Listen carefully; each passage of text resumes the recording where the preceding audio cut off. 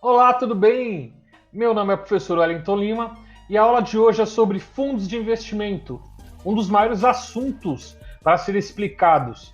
Uma aula bem completa, vamos tentar focar em alguns deles. E antes de começar a aula, eu gostaria de pedir para você, deixe seu like, deixe seu joinha, inscreva-se no canal e acione o sininho. Tudo bem? Então vamos lá!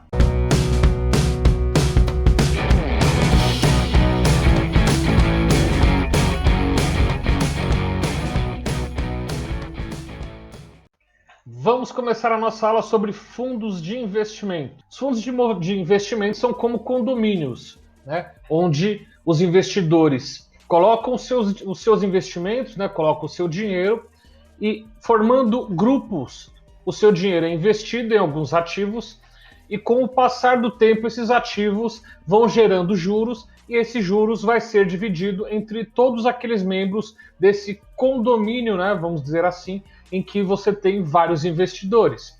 Então, cada investidor ele passa a ser um cotista e o valor dessas cotas são somados e passa a fazer parte do patrimônio do investimento.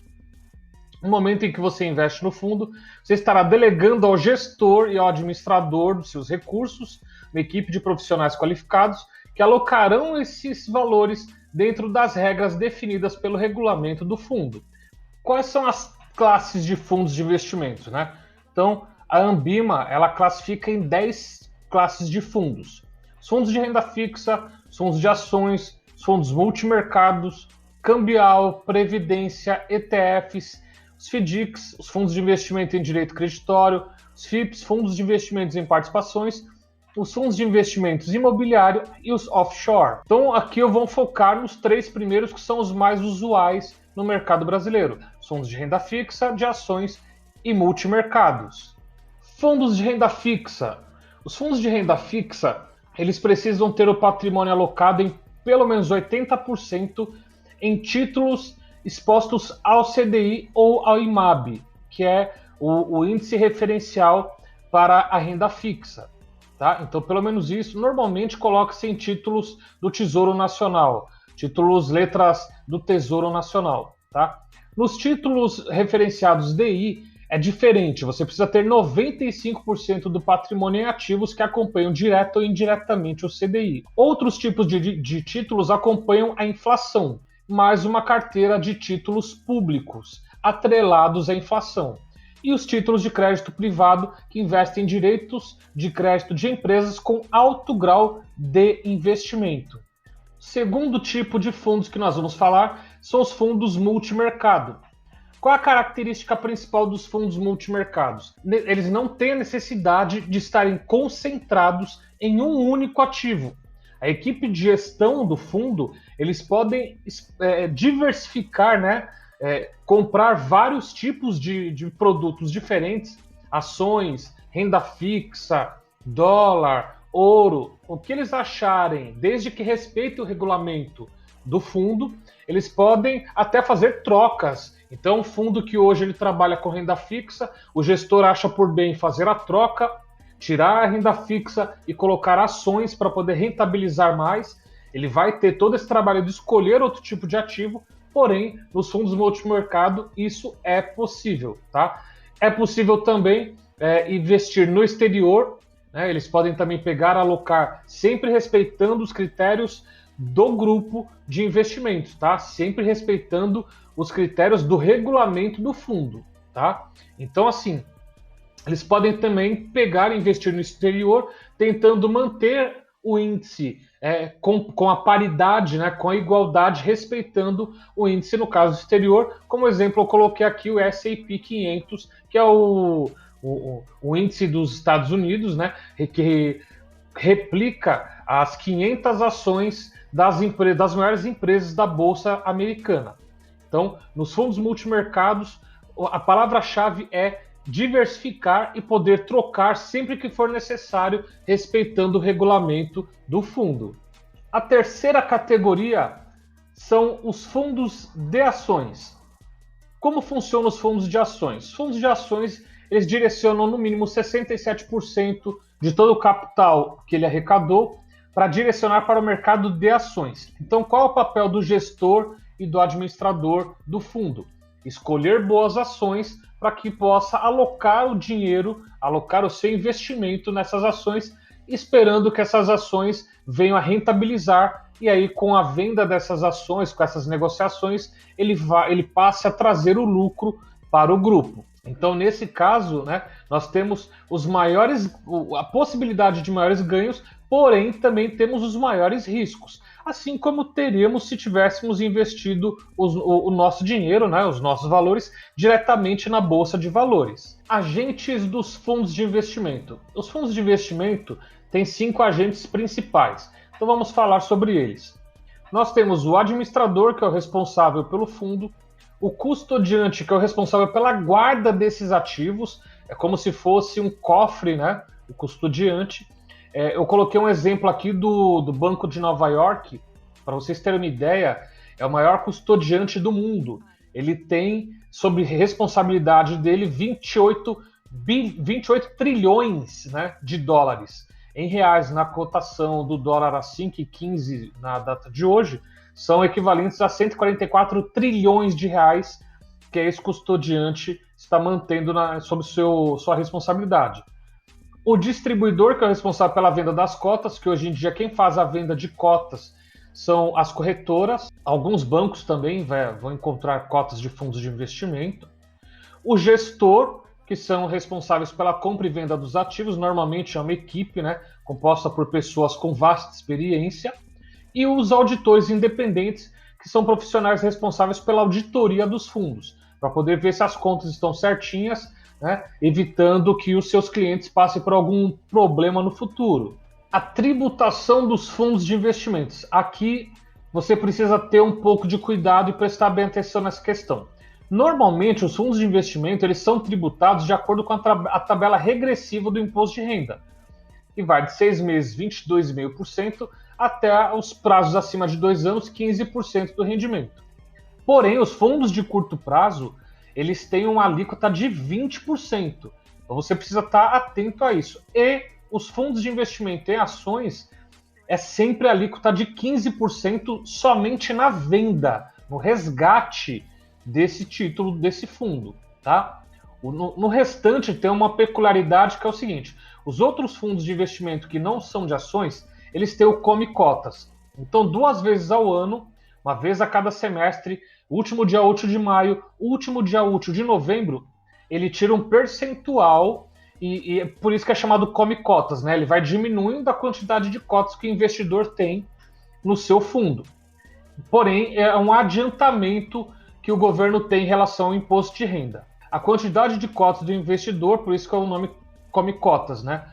Outra coisa, o fundo de ações ele não tem Come Cotas. Fora isso, todos os outros têm o Come Cotas e é preciso estar atento aos prazos dos títulos. Vamos falar das taxas dos fundos de investimento. Os fundos de investimento cobram taxas para poder remunerar, né? Aqueles 5 que eu falei para você, o administrador, o gestor, os agentes que vão fazer a análise e auditoria, etc. Só que assim, tem um detalhe na escolha do fundo, que é o seguinte: todos os fundos eles vão mostrar rentabilidade líquida, já descontada as taxas. Então, eu coloquei um texto aqui, mas eu quero esclarecer essa questão do texto, né? Vale mais a pena pegar um título que pague 3% de administração e ter um retorno de 130% do CDI, do que você pagar um título que cobra só 0,5% e ter um retorno de 76% do CDI. Claro, você quer maior rentabilidade, normalmente você paga mais por isso. Só que tem uma questão: e de repente no mês, ou se passar um período e esse fundo não der a rentabilidade esperada? Ciente que nós temos aqui títulos que são renda variável, tá? Não são todos títulos de renda fixa. Então, imagina que você tem um fundo, você imagina ali que ele vai ter uma rentabilidade, você vai pagar 3% de taxa de administração e ele te deu um prejuízo. Então, na situação que ele te dê lucro, tudo bem, se ele está me dando 130% de lucro sobre o CDI, eu estou pagando 3%, né? Ele está me dando limpo 130%, então está valendo a pena. E se ele não der? Então você precisa estar atento a isso, tá? Tem que dar uma olhada legal lá no prospecto, apesar que É sempre bom lembrar que rendimentos passados não significam rendimentos futuros. Isso é como se fosse uma reza, né, no mercado de investimentos.